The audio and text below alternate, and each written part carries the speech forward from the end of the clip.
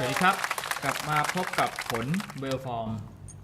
ตามที่สัญญากันไว้นะครับวันนี้ผมจะมารีวิวเรื่องของสายนำสัญญาณนำเข้าจากประเทศไต้หวันวันนี้ผมจะเอามาลดราคาเดี๋ยวราคาจะบอกตอนท้ายนะครับเท้าความให้ฟังนิดนึงว่าทำไมผมถึงเอามาลดราคาถ้า60ยังจำได้จะมีอยู่ช่วงหนึ่งเมื่อปีที่แล้วกรุงเทพเกิดวิกฤตฝนตกหนักมหาศาลน้ำท่วมซึ่งอุโมงค์ยักษ์ไม่ได้ช่วยอะไรผมเลยจนทำให้บริษัทของผมเสียหายมากถ้าดูจากรูปก็จะเห็นว่ามันสุดจะบรรยายจริงๆของเหล่านี้บอกกันตามตรงนะครับเราไม่โกหก60เป็นของที่จมน้ำแต่ผมได้คัดเลือกมาแล้วว่าอันไหนที่ขายได้ที่ยังใช้งานได้โดยผมให้ทางช่างของผมเนี่ยเขาแกะออกมาทำความสะอาดหน้าคอนแทคเดี๋ยวจะเปิดให้ดูเลยนะจะได้สบายใจเวลาซื้อไปเดิมทีเนี่ยข้างในเนี่ย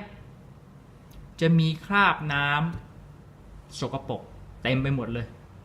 แล้วเวลาเอามิเตอร์วัดหน้าคอนแทคเนี่ยใช้งานไม่ได้ผมก็สั่งให้ทางลูกน้องของผมเนี่ยแยกออกมาแล้วก็นำมาล้างทำความสะอาดฉีดสเปรย์แดงเริ่มแรกก็ต้องลงกันทินเนอร์กันเลยแหละแล้วหลังจากนั้นก็นำมาทดสอบว่าใช้งานได้เป็นปกติ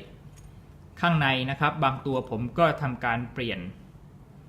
ตัวหน้าคอนแทคให้จะเห็นว่าสีทองอลามเลยถือว่าดีทางด้านฝั่งนี้ก็เหมือนกันนะครับมีการใช้ Contact Cleaner ทำความสะอาดแล้วก็เช็ดอีกทีด้วยวีนอนจนเงานะครับส่วนความยาวของสายก็อยู่ที่5 เมตรช่วงที่จะเอาเข้ารถก็อันนี้โรงงานเมืองนอกเขาทำมาให้แล้วนะมันเป็นสายขนาดเล็กส่วนใหญ่เนี่ยก็จะยาวแบบนี้สายค่อนข้างแข็งนะครับแล้วก็ใช้งานแบบ Heavy Duty ได้สำหรับคนที่จะเอาไปใช้เดินสายแล้วก็ติดกับรถยนต์ตัวนี้รับประกันใช้งานได้ดี Low Loss ด้วยแล้วก็สัญญาณรบกวนก็จะมีน้อยถามว่าทำไมถ้าดูกันใกล้ๆเนี่ยมันเป็นสายถักชีนถักมาทั้งเส้นเลยอย่างหนาคุณภาพอย่างดีปกติไอตัวที่ผมขายอยู่เนี่ยมันประมาณ 6-700 บาทแต่ตอนเนี้ยผมต้องการจะโละสิ่งเหล่านี้ทิ้งแต่ก็เหลือไม่มากนะก็บอกตามตรงว่าอันไหนที่ขายได้ผมก็จะขายแล้วก็ต้องขายในสภาพที่ใช้งานได้ดีเหมือนของใหม่ด้วยตัวเนี้ยผมขายอยู่ที่360 บาทต่อ1เส้นสำหรับบางท่าน60บางคนซื้อไปแล้วไม่มีถุงสีส้มให้ก็ช่วยไม่ได้นะครับเพราะว่าถุงเนี่ยบางอันมันก็จมไปกับน้ำพัดไปกับน้ำบ้างอะไรบ้างถ้าดูดีๆเนี่ยยังเห็นคราบสกปรกของน้ำอยู่เลยเนี่ย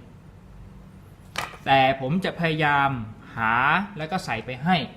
แต่ถ้ามันอยู่ในสภาพที่ยับเยินมากผมก็คงไม่ได้ให้ซองไปก็คงจะส่งใส่กล่องไปรษณีย์ไปให้เฉยๆนะก็เหมือนเดิมนะครับสินค้าของผมงานดีไม่ต้องต่อรองแล้วนะ360 บาทถูกมากๆแล้วไม่รวมค่าจัดส่งแล้วก็ถุงใส่มีบ้างไม่มีบ้างก็ว่ากันไปนะครับใครที่สนใจก็รีบติดต่อเข้ามาเพราะว่ามีไม่เยอะส่วนช่องทางการติดต่อก็เหมือนเดิมนะครับมาที่ Line ID Wellform Radio ตามที่เขียนเอาไว้ในกระดาษใบนี้หรือจะโทรศัพท์เข้ามาที่บริษัทก็ได้หรือจะ inbox เข้ามาใน Facebook ก็ได้นะครับเอาละวันนี้ผมจบรีวิวเท่านี้นะครับใครสนใจก็ติดต่อเข้ามาขอบคุณครับสวัสดีครับ